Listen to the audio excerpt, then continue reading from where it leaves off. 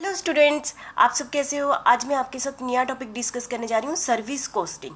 आज तक हमने जितनी भी कॉस्ट अकाउंटिंग पढ़ी है उसमें हमने अभी तक क्या पढ़ा है, गुड्स के बारे में पढ़ा है। जो कि एक मैन्युफैक्चरर क्या करता है, गुड्स प्रोड्यूस करता है और उस पर जो भी कॉस्ट आती है हम उस कॉस्टिंग की बात कर रहे थे। अभी मैं आपके पास साथ क्या कर रही हूँ, सर्विस कॉस्टिंग।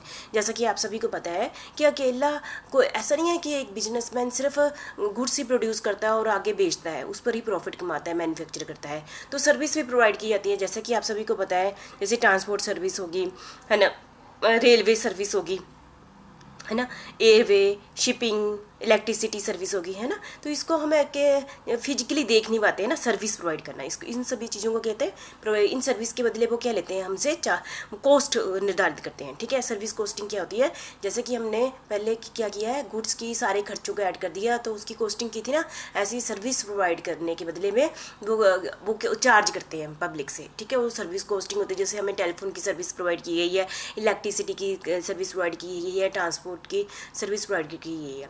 आपको ऐसे थोड़ी बोलते हैं कि आप यहाँ से आम पहुँच जाए, आप यहाँ से धौलपुर पहुँच जाए। ठीक है, तो आप जाते हैं, सर्विस लेते हैं, इसको हम सर्विस कहेंगे, ना कि आप गुड्स कहेंगे। तो उसके बदले आप कुछ देते हैं, है ना। तो उन्होंने क्या किया, हमें सर्विस बेची है, तो इसकी वो किस बेस पर हमसे चार्ज करें, कितना रेट लगाए, तो वो उसके लिए वो कॉस्टिंग करते हैं। तो उसको हम क्या कहते हैं, सर्विस कॉस्टिंग कहते हैं। ठीक है, जो सर्विस कॉस्टिंग है ये जैसे आप बता दिए मैंने आपको, ट्रक ये जो सर्विस कॉस्टिंग में इसमें ज़्यादा पोर्शन किसका लगा होता है, फिक्स असेट्स का लगा होता है। जैसे कि आप देखते हैं बस है, ट्रक है ना, ये सारे ट्रांसपोर्ट के ही ना, इसमें ज़्यादा पैसा किसका लगा हुआ है, फिक्स कॉस्ट का।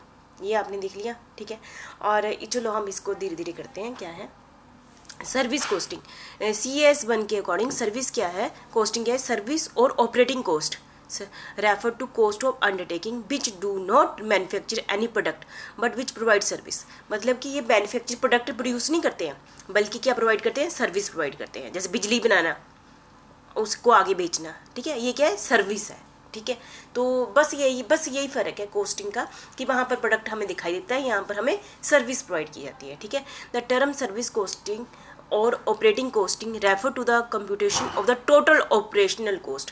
मतलब कि जो हमने जो भी मैन्युफैक्चर करता है सर्विस को ही, है ना, उसकी जो भी ऑपरेशन करते समय जो भी उसको कॉस्ट कितनी, ऐसा नहीं है जैसे हमें ट्रांसपोर्ट की सर्विस दी गई है ना, तो उसने काफ़ी सारी पहले उसने कॉस्ट भी वो लगाता है ना, जैसे फिक्स कॉस्ट, वेरिएबल कॉस्ट, है ना, incurred on each unit of that intangible product. क्योंकि सर्विस क्या है, इंटेंजिबल प्रोडक्ट है। टेंजिबल मतलब क्या होता है, जिसको हम देख सकते हैं। इंटेंजिबल मतलब क्या होता है, जिसको हम देख नहीं सकते।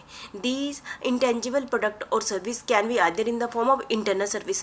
हम जो इस सर्विस को इंटरनल सर्विस कैसे कहते हैं, यदि हो सकता है कि वो एक डिपार्टमेंट है, वो सर्विस प्रोवाइड करता है, जैसे हमने कर चुके ना, सर्विस डिपार्टमेंट करते हैं ना, तो अपने ही अंदर इंडस्ट्री के अपने ही दूसरे डिपार्टमेंट को सर्विस दे रहा है। ठीक है, उसको हम कहते हैं इंटरनल सर्विस प्रोवाइड कर रहा है। That are carried out by industry as supporting activities for the manufacturing of goods. की सर्विस किसके लिए देता है, दूसरे डिपार्टमेंट को मैन्युफैक्चरिंग करने में हेल्प करता है। जैसे कि स्टोर डिपार्टमेंट भी सर्विस डिपार्टमेंट है ना, तो सर्विस प्रोवाइड करता है ना स्टोर डिपार्टमेंट भी।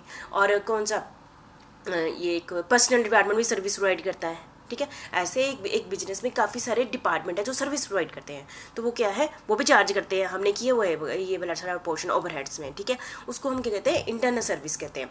और in other way external service that are offered as a significant product to the customer, जो कि जो सर्विस बाहर वाले लोगों को दी जाती है, कस्टमर को दी जाती है by the service sector company. ठीक है, कौन देता है, सर्विस सेक्टर कंपनी। जैसे ट्रांसपोर्ट हो गया, बैंकिंग सर्विस हो गया, है ना, ये सारी सर्विस ही है।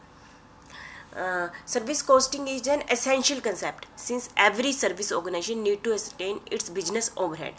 हाँ, एक essential concept, it is ensure fair price।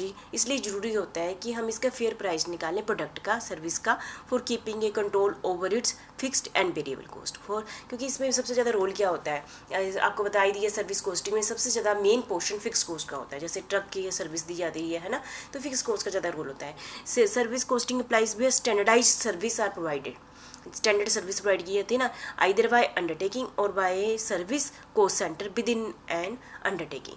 This method may be used where service is not completely standardized but where it is convenient to regard it as such and to calculate average cost per period in relation to the standardize unit of measurement, ठीक है। Thus it is the cost of producing and maintaining a service. Overall मैं बस आपको ये कहना चाहती हूँ कि जो जैसे कि हमने गुड्स बेचने के लिए हमने गुड्स बनाई, तो उसके सारी कॉस्ट को इकट्ठा किया और उसको पर यूनिट निकाली, है ना, गुड्स की।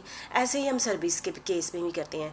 जो कंपनियां सर्विस प्रोवाइड करती हैं तो इस पर बहुत सारा पैसा खर्च करती हैं, जैसे फिक्स कॉस्ट पर करती है, वेरिएबल कॉस्ट पर करती है, फिर वो भी सारे खर्चे इकट्ठे करती है और पर यूनिट सर्विस जो भी प्रोवाइड की जाती है उसकी कॉस्ट का निर्धारण करती है। तो उसको हम क्या कहते हैं, सर्विस कॉस्टिंग कहते हैं। मुझे लगता है आपको क्लियर होगा, फिर भी नेक्स्ट वीडियो में फिर से डिस्कस कर लेंगे।